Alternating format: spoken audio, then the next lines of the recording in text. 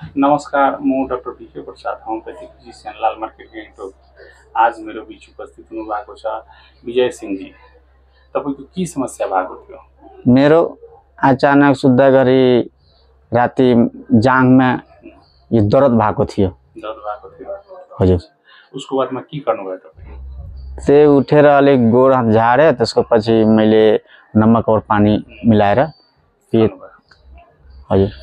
नमक र पानी मिलाएर खायो भने तपाईँको प्रेसरलाई हिट गरेको भन्यो भने प्रेसर बढायो, उसको बादमा तपाईँको समस्या आराम भयो, सिम्पटम्स आराम भयो। भने प्रेसर लोको सिम्पटम्स तपाईँको बडीमा थियो। प्रेसर लोलाई हाइपोटेन्सन भनिन्छ।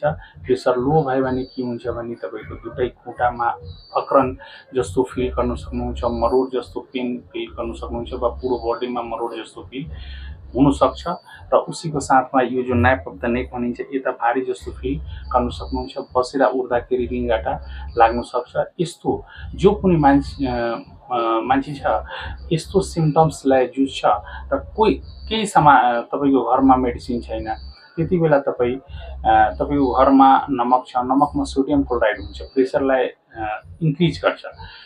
अलिकति नमक लिएर गरम पानीमा मिक्स गरेर खायो भने तपाईँको सिम्पटम्स गइहाल्छ।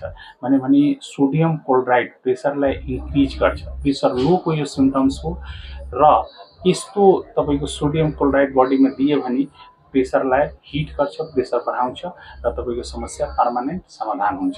धन्यवाद।